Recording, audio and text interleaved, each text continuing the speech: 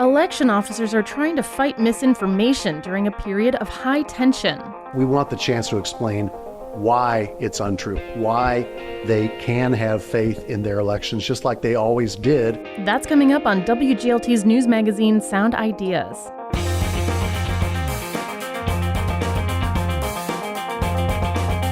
Good afternoon, I'm Lauren Warnicki.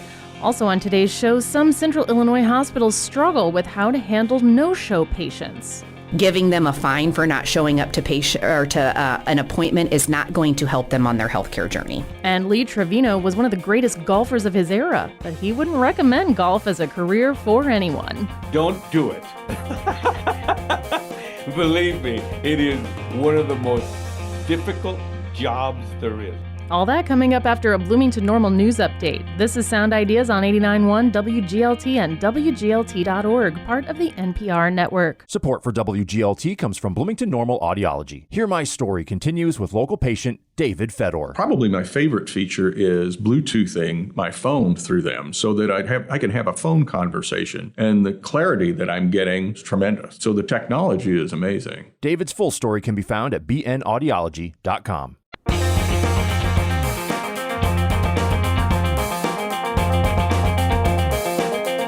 From the campus of Illinois State University in Normal, this is WGLT's news magazine, Sound Ideas. I'm Lauren Warnicki. Tensions are running high during this political campaign, and election officers say they must stay vigilant. The Illinois State Board of Elections office in Springfield was evacuated last Friday after getting an envelope in the mail with a return address of USTEA, which stands for U.S. Traitor Elimination Army. Several states have received similar packages, and some have contained an unknown substance.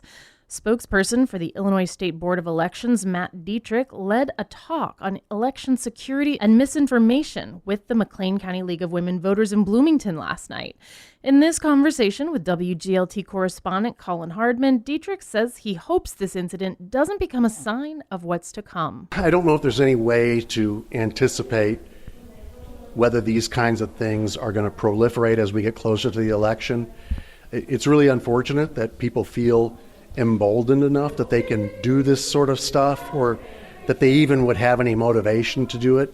But really what happened last week, we were kind of fortunate because we received it on Friday.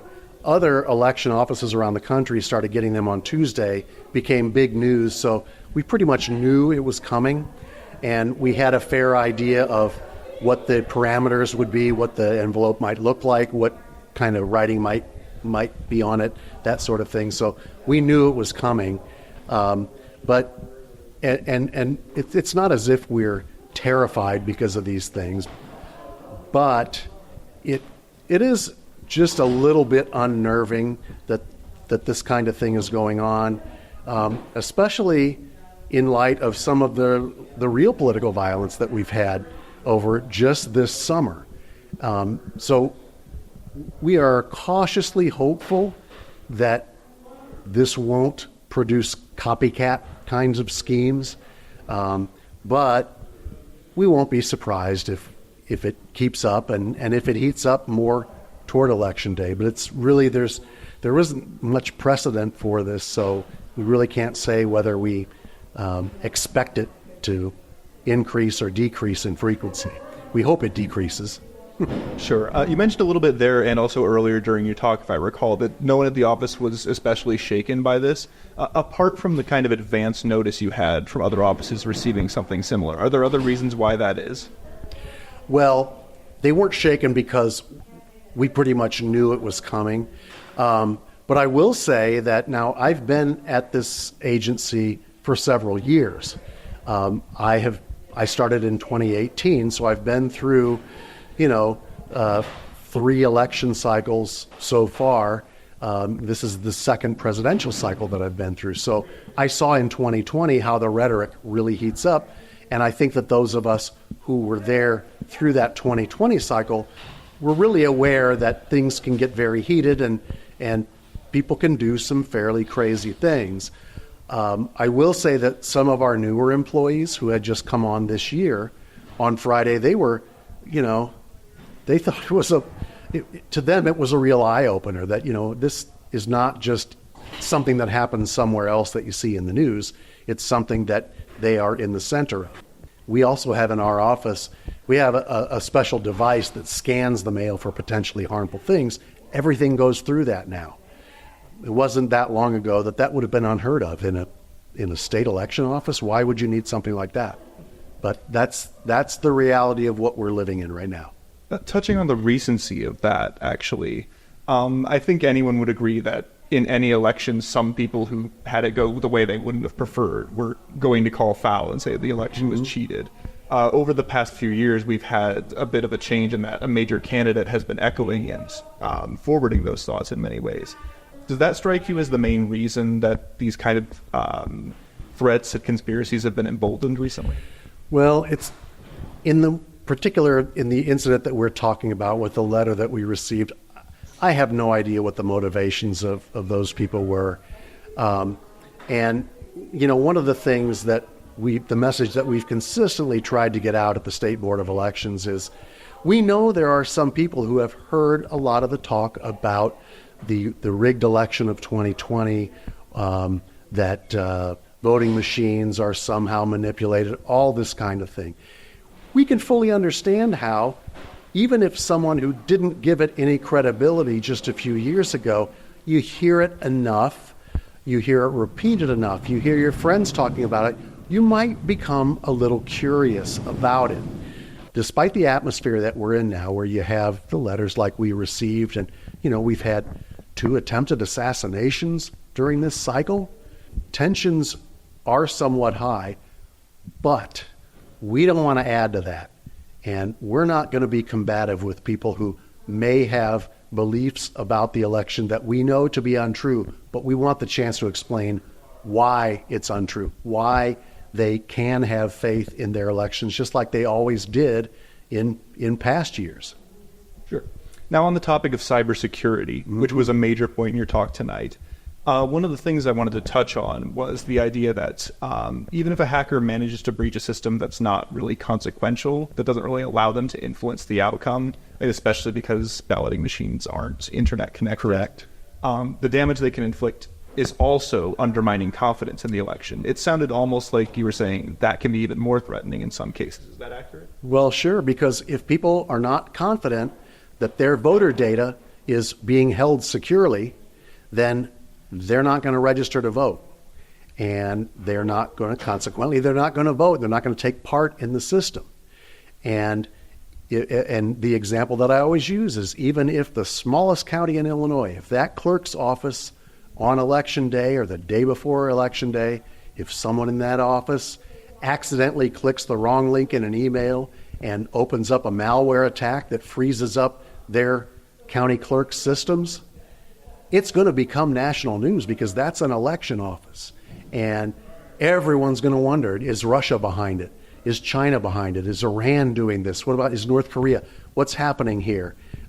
Is our votes being stolen? Are registrations being eliminated? Or all of these kind of things come into play, and they all come back to eroding voter confidence in the security of the overall election system. That was Matt Dietrich from the Illinois State Board of Elections with WGLT's Colin Hardman. Dietrich says the Russians know U.S. election systems are almost impenetrable because it's so decentralized. So they try to influence elections through disinformation online, to sow distrust and pit Americans against one another. Tomorrow marks the start of early voting in Illinois. And tomorrow on Sound Ideas, we'll hear from the McLean County Clerk on turnout projections and how a certain celebrity endorsement caused a spike in voter registrations in McLean County. That's tomorrow. It's Sound Ideas on WGLT and WGLT.org. I'm Lauren Warnicki. If you've tried to schedule a doctor's appointment recently, especially with any sort of specialist, you've probably had to plan out weeks or even months in advance. It's a struggle to get an appointment, so what happens when you get one and then just don't show up? Colin Shope from sister station WCBU reports in this edition of WGLT's Sound Health. Some hospital systems level a fine on no-show patients of $100 or more. After all, the 2023 study shows a no-show costs medical professionals an average of $200.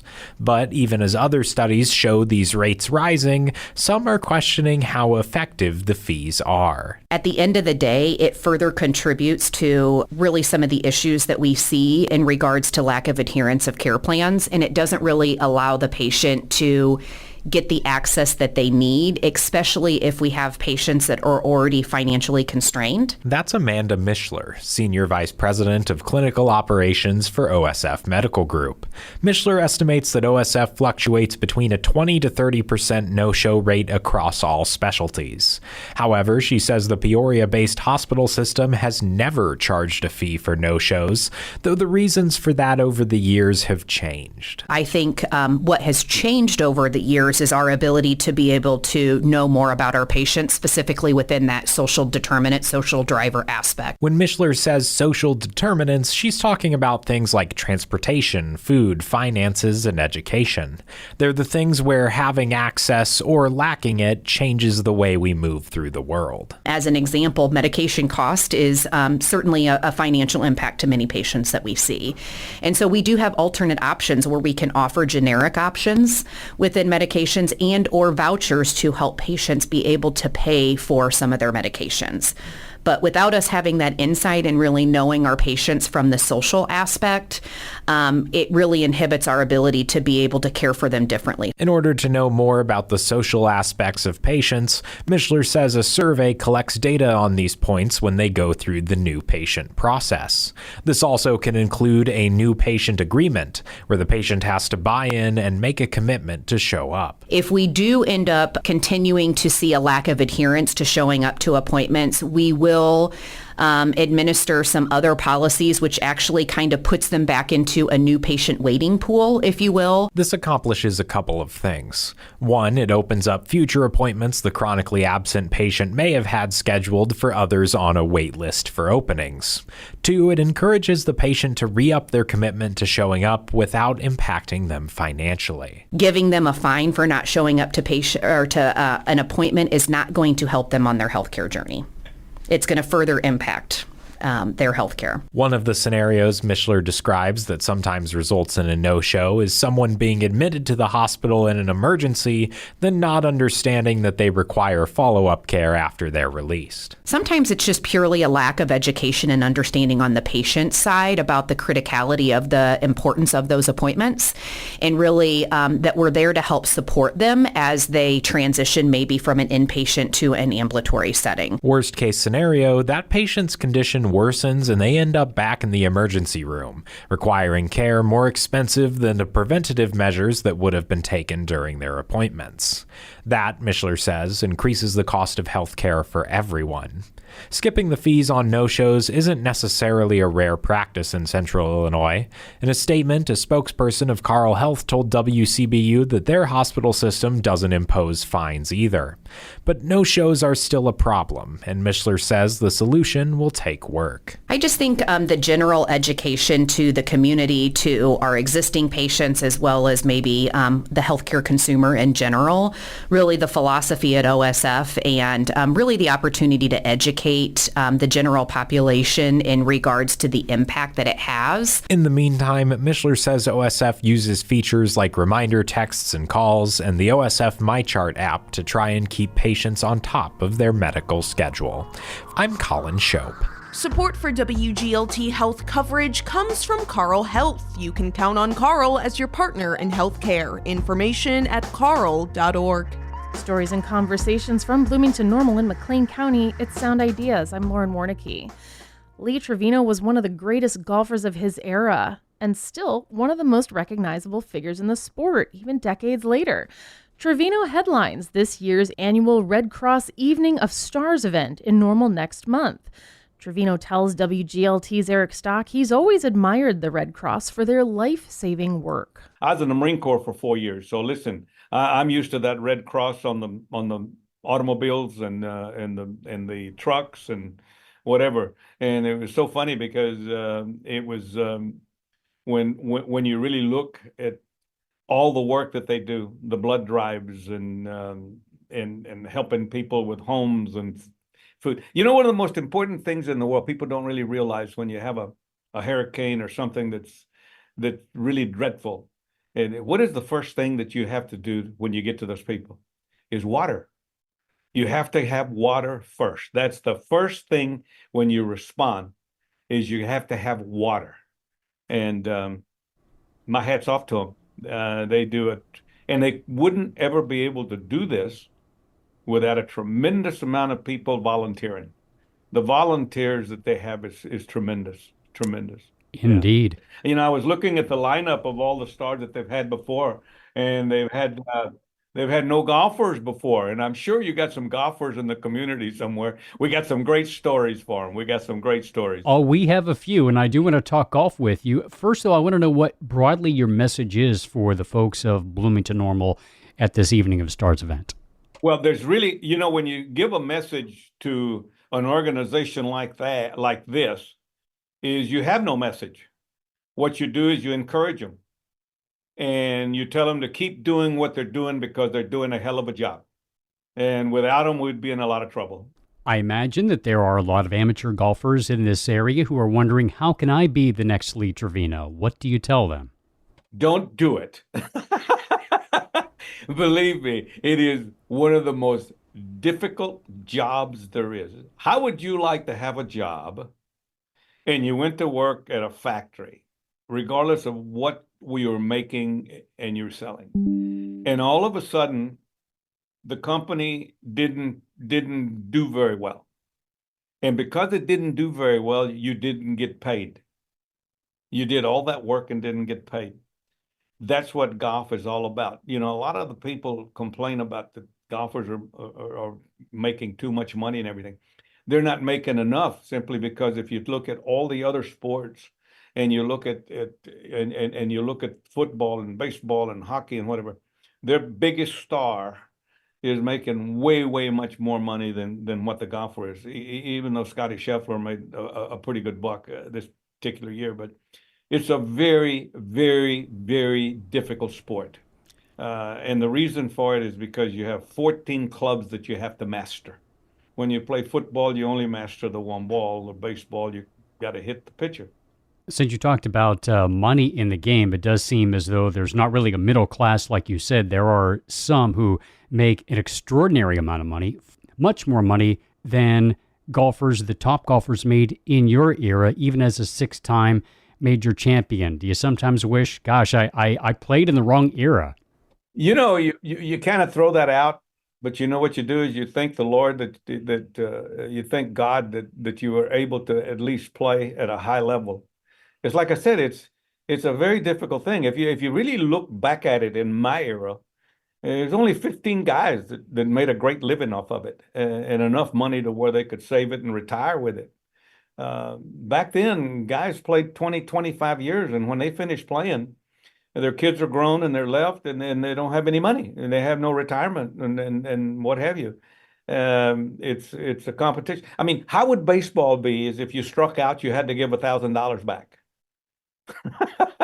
As we continue on Sound Ideas with Lee Trevino, who is the Red Cross Evening of Stars guest this year. And on the local level, we are seeing more and more 9-hole courses because the sentiment seems to be that fewer young people are playing golf. They are less willing to invest in playing 18 holes at a given day. Do you have concerns about the long-term viability of the sport among today's young people who seem to be too busy to want to spend 3-4 hours on the links? I think a 9-hole golf course is a genius idea. I really do. With today's young people and the business that they're in, they're able to leave the office, and in 2.5 hours they can be back. If you go out and you play 18 holes, and then you have lunch, it's an all-day affair, or it's an all-afternoon affair. So I think that they'll get more young players, lady players, juniors, That's the thing that we need. I think that we need more than 9-hole golf courses. It actually started, up around Boston on 4 holes back in about 1887. They had 4 holes around a windmill, and that's where it started. Then it went to 6 holes, and then it went to 9 holes, and then somebody says, we're going to 18 holes. Now they have 36 holes. Well, the developers figured out that they could put more houses on a 36-hole golf course than they could a 9. So that's just what they did. Yeah, I think it's a big sport. Golf is a big sport. Yeah, and it's growing. It's growing every day. I got to get your thoughts on the singular issue that seems to be dominating the sport of golf, and that's the LIV Tour, bankrolled by the Saudis. It wanted to radically change the sport, promising big payouts for golfers, lured a lot of them away from the PGA Tour. The two leagues are supposed to merge now. Or what would you have done if there was a LIV Tour when you were playing? Well, you'd have to sit down up to be on, and I'm an honest guy, and I'm going to tell you how it is. You would have to really look at this. I mean, at the time, it was, Mr. Palmer was just about going out when I came on. Because he was 10 years older than I. Nicholas was king of the hill. He's the GOAT, still is the GOAT. If they come along and offered me $300-400 million, I'm not a real smart guy, but I'm not stupid. I think you would have to take a long look at that because of your family and the security of your family. You probably would, if there was no strings attached and whatever. Yeah, I would probably I'd have to probably take a hard look at it. Yeah. Do you think that the LIV Tour will change pro golf long term, the business model behind it? No, I don't think so. How come? And the reason for it is simply because of the concept. The concept is kind of a weird. We just had one here in Dallas, and they play at 11:15 every day. They play in shorts, which is okay. Tee off on different holes. You don't know what hole they're on and where they're going to finish. They only have 48 players. The difficulty with the LIV Tour is enticing the stars to come there. And now our tour has gotten to where we have what, 18, $20 million tournaments. I mean, Scotty Scheffler won $62 million this year. He's the best. In other words, he's number one. So I think that where the LIV is going to have its problems is getting superstars. That is going to be the problem. That was golf legend Lee Trevino speaking with WGLT's Eric Stock. The Evening of Stars is October 24th at ISU's Brown Ballroom at the Bone Student Center. The event is the Red Cross's largest annual fundraiser. It helps support the agency's disaster response, blood donation, and help for military members and their families. Thanks for choosing WGLT's Sound Ideas, made possible in part by Bloomington Normal Audiology. I'm Lauren Warnicki. We had story help today from WGLT's Eric Stock and Colin Hardman, plus Colin Shope of sister station WCBU. Bren McMonigal edits the show. This is 89.1 WGLT and WGLT.org, part of the NPR network.